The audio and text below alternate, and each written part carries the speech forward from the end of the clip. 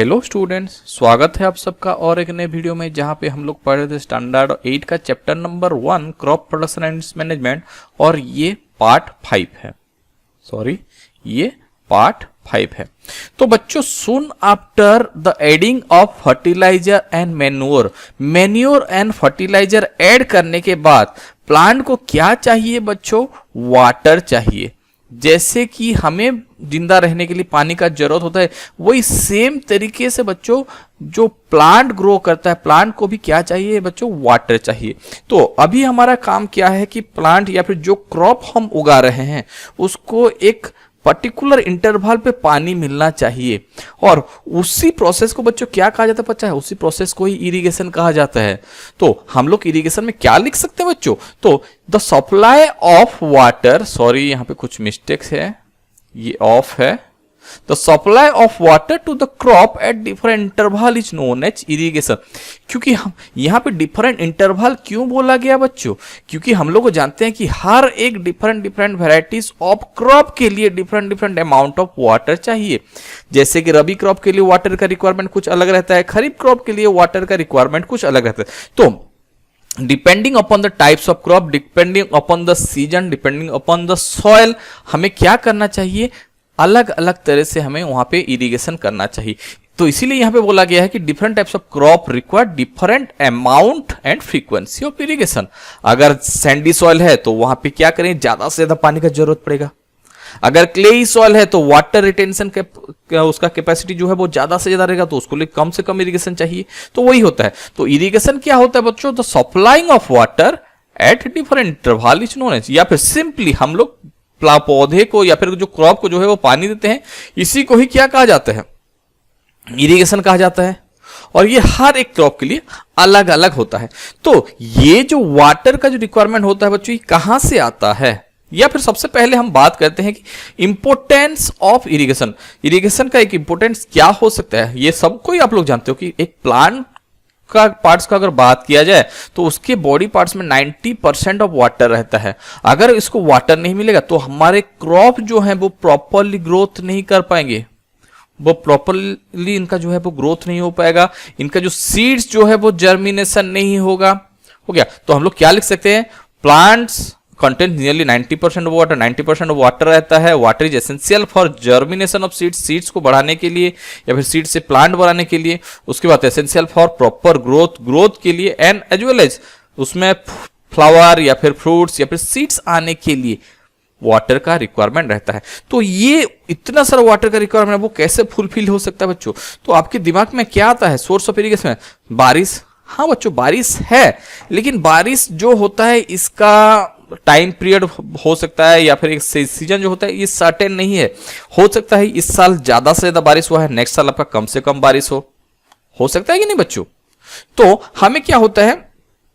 Rain के ऊपर fully dependent ना होके, हाँ रेन इंपॉर्टेंट फैक्टर है बच्चों, लेकिन हम लोग जो है रेन के ऊपर पूरा फुल्ली डिपेंडेंट ना होके हम लोग दूसरे अलग अलग तरह से सोर्स से भी हम डिपेंड करते हैं, कुछ कुछ अलग सोर्स के ऊपर। और वो क्या क्या होता है बच्चों? सबसे पहले हो गया आपका रिवर, कैनाल, वेल, ट्यूबवेल। तो ये सारा का आपका डैम, पॉन्ड, लेक, ये सारे के सारे क्या होते हैं बच्चों? सोर्स ऑफ वाटर होते हैं। यहीं से ही, और यहीं से जो वाटर हमें मिलता है उसी को हम क्या करते हैं? डिफरेंट काम में हम इसको यूज करते हैं। समझ में आ गया?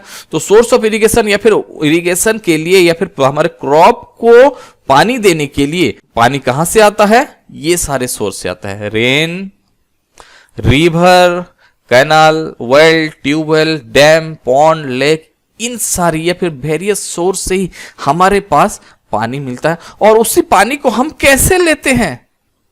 उसी पानी, जैसे कि हमें पता है कि इस कैनाल में पानी जा रहा है, तो ऐसा तो नहीं है कि ये कैनाल से जो ऑटोमेटिक जो है, अगर हम यहाँ पे एक क्रॉपिंग लैंड बनाते हैं तो पानी जो है यहाँ से ऑटोमेटिकली हमारे लैंड में आ जाएगा, या फिर इसी पंप से जो है ट्यूबवेल से हमारे क्रॉप में डायरेक्ट पानी आ जाएगा। तो इसके लिए क्या करना पड़ता है? ये पानी को, जो पानी तो है, ये पानी तो है, लेकिन इस पानी को हमारे खेत तक कैसे ले लिया जाए? हो गया। इसके लिए हम लोग डिफरेंट मेथड्स यूज करते हैं बच्चों। तो अभी देखते हैं कि कौन कौन सा मेथड होता है। एक होता है आपका ट्रेडिशनल मेथड। तो ट्रेडिशनल मेथड क्या होता है? The water available in the well lake, जैसे मैं आपको बोला कैनाल में जो कुछ भी पानी रहता है इन सबको उठा के हो गया डिफरेंट डिफरेंट रीजन में या फिर हमारे फील्ड में सिंचाई करने को ट्रेडिशनल मेथड कहा जाता है। तो ट्रेडिशनल मेथड में क्या क्या आते हैं बच्चों, जैसे कि यहाँ पे आप देख पा रहे हो मोट, चेन पंप सिस्टम, राहत, ढेकली। तो इन सब में क्या होता है बच्चों, वाटर जो है, जैसे कि यहाँ पे वेल में वाटर है, यहाँ पे क्या है, यहाँ पे वाटर जो है एक चेन पंप सिस्टम में एक व्हील जैसा कुछ लगा हुआ है, इसके ऊपर हम लोग एक बकेट लगा देते हैं और जैसे जैसे हम इसको घुमाएंगे तो ये क्या करेगा, आपका जो है वो वाटर नीचे से लाएगा और हमारे इस ट्रेन में जो है ये क्या पुटअप करेगा। और यहाँ पे क्या, तो वही सेम राहत सिस्टम में हम बुलक के हेल्प से इसको घुमाते हैं। ये जैसे जैसे घूमता हुआ जाएगा, ये बैल जैसे जैसे घूमेगा उसी हिसाब से वाटर जो है वो नीचे से उठ के हमारे क्रॉपिंग लैंड तक पहुंचेगा। तो ये होता है बच्चों कुछ कुछ मेथड्स जो कि है आपका ट्रेडिशनल मेथड। तो ये ट्रेडिशनल मेथड में क्या होता है बच्चों, ट्रेडिशनल मेथड में वाटर जो है वो ज्यादा से ज्यादा लॉस होता है। या फिर अगर डिसएडवांटेज का अगर बात किया जाए, हाँ, तो यहीं पे आप लोग जानने की कोशिश करो। जैसे कि ले लो ये एक सिस्टम है, जैसे चेन पंप सिस्टम का ही हम बात करते हैं। तो यहां पे क्या होता है बच्चों, तो क्या हो सकता है बच्चों, ये पानी जो है यहां पे गिर रहा है, ये जो पानी जो है बच्चों ये यहां पे गिर रहा है। तो क्या हो सकता है, कुछ दिमाग में आ रहा है, तो इसके आसपास जितने भी प्लांट्स होंगे इन सबको एक प्रॉपर अमाउंट ऑफ वाटर मिलेगा। But just think about the plant which are here, जो दूर दूर में जो कुछ भी प्लांट रहेंगे उनको पानी जो है वो कैसे मिलेगा। और यही सबसे बड़ा डिसएडवांटेज है बच्चों, ये सबसे बड़ा डिसएडवांटेज है कि अनइवन डिस्ट्रीब्यूशन ऑफ वाटर होता है। वाटर जो है वो ठीक तरह से हर एक प्लांट को या फिर पौधे को पहुंचता नहीं है, अनइवन डिस्ट्रीब्यूशन ऑफ वाटर होता है। अलोंग विद दैट, जैसे जैसे ये चेन पंप आपका काम करेगा या फिर मोड सिस्टम आपका काम करता है, पुली सिस्टम जिसको हम कहते हैं, तो यहां पे क्या होता है, वाटर लॉस बहुत होता है, बहुत ज्यादा से ज्यादा जो है वाटर लॉस होता है। ये दोनों के दोनों क्या होता है बच्चों, ट्रेडिशनल मेथड का डिसएडवांटेज होते हैं। तो हम लोग क्या बोल सकते हैं, डिसएडवांटेज में क्या हो सकता है, too much labour is involve. हाँ, ऑब्वियसली हमारा मेहनत तो लगता ही है। इसके बाद अनइवन डिस्ट्रीब्यूशन ऑफ वाटर, जैसे कि पास वाले पेड़ जो है या फिर पास वाले पौधे जो है इनको ज्यादा से ज्यादा वाटर मिलेगा, बट दूर में जितने भी प्लांट्स हैं या फिर जो हमारा क्रॉपिंग लैंड है उनको अच्छे से पानी जो है वो नहीं मिलेगा। इसके बाद वेस्टेज ऑफ वाटर होता है बच्चों। तो यही था आपका ट्रेडिशनल मेथड। बट हमारे एग्जाम पॉइंट ऑफ व्यू से जो सबसे ज्यादा इंपॉर्टेंट है वो क्या होता है बच्चों, पता है, वो है modern methods of irrigation. Modern methods of irrigation ये सबसे इंपॉर्टेंट है। और ये क्यों इंपॉर्टेंट है अभी देखते हैं। तो इसका भी दो टाइप्स रहते हैं बच्चों, एक होता है स्प्रिंकल वाटर सिस्टम और sprinkle system and drip irrigation system. तो बेसिकली स्प्रिंकल सिस्टम में होता क्या है, बहुत बार आप लोग जैसे कि कभी गार्डन में जाते हो या फिर बहुत बड़े बड़े फार्म या फिर फील्ड में कभी जाते हो, क्रॉपिंग फील्ड में अगर आप जाते हो तो वहां पे देखोगे कुछ इस तरह का पाइप्स लगा हुआ रहता है और उसके ऊपर क्या होता है बच्चों, बारिश के जैसे बूंद बूंद बूंद बूंद, जैसे बारिश होने से जैसे पानी स्प्रेड अप होता है, ठीक इसी तरह से इसी क्रॉपिंग फील्ड में क्या होता है, पानी गिरता रहता है। तो इसी सिस्टम को क्या कहा जाता है, स्प्रिंकल सिस्टम बोल के कहा जाता है। तो ये बेसिकली होता क्या है बच्चों, तो इसी में क्या होता है, बहुत सारे पाइप्स लगे हुए रहते हैं, जैसे कि यहाँ पे आप लोग देख पा रहे हो, ये बहुत सारा पाइप्स जो है एक इक्वल इंटरवल पे लगाया गया है। और ये सारे के सारे पाइप्स कैसे होते हैं बच्चों, मेन पाइप से कनेक्टेड होते हैं। ये सारे के सारे मेन पाइप से कनेक्टेड रहते हैं और जब भी उसी मेन पाइप से वाटर आता है और ये बहुत प्रेशरली आपका जो है वो वाटर पास करता है और उसी के जस्ट ये पाइप के ऊपर आपका क्या एक नोजल लगा हुआ रहता है जो कि घूमता रहता है, एक रोटेटिंग नोजल जो है वो लगा हुआ रहता है। और जब भी पानी यहां से स्पीडीली पास करता है बच्चों, तो ये क्या करता है, आपका एक बारिश के जैसा हर एक जगह पे इक्वली डिस्ट्रीब्यूट करके हर एक जगह पे ये जो है वाटर स्प्रेड करता है। तो ये ज्यादा से ज्यादा कहां पे यूज किया जाता है, आपका सैंडी सॉइल में और अनइवन ग्राउंड में। कुछ कुछ ग्राउंड जो है वो नीचे ऊपर ऊपर उबड़ खाबड़ जमीन में जो है ये ज्यादा से ज्यादा यूजफुल होता है। और ऑब्वियसली यहाँ पे लेबर ज्यादा से ज्यादा लगता है नहीं है, क्योंकि ये पूरा का पूरा जो सिस्टम है ये कैसे चलता है, आपका इलेक्ट्रिसिटी से चलता है, इलेक्ट्रिसिटी से ये आपका चलता है। समझ में आया बच्चों, स्प्रिंकल वाटर सिस्टम क्या था, कुछ नहीं, एक मेन पाइप होता है, मेन पाइप से बहुत सारे छोटे छोटे पाइप जो है वो लगे हुए रहते हैं और हर एक पाइप में क्या होता है, एक और एक पाइप लगा हुआ रहता है, ऐसे बड़े बड़े पाइप, और उनके ऊपर क्या लगा हुआ रहता है, आपका एक रोटेटिंग नोजल लगा हुआ रहता है जो कि घूमता रहता है। और जब भी पानी पास करता है तो ये नोजल को क्या करता है, आपका घुमाता है और पानी जो है वो स्प्रिंकल करके हर एक जगह पे in the form of rain जो है वो ड्रॉप बाय ड्रॉप ये गिरते हैं। समझ में आया? ये था बच्चों स्प्रिंकल सिस्टम। स्प्रिंकल सिस्टम के बाद अभी हम लोग देखते हैं drip irrigation system. Drip irrigation system बच्चों बहुत ही एक वाटर एफिशिएंट सिस्टम है। तो यहां पे बेसिकली क्या होता है, यहां पे वही सेम चीज, एक बड़ा सा पाइप रहता है, एक मेन पाइप, और ये पाइप जो रहता है वो हर एक प्लांट के नीचे तक पहुंचता है।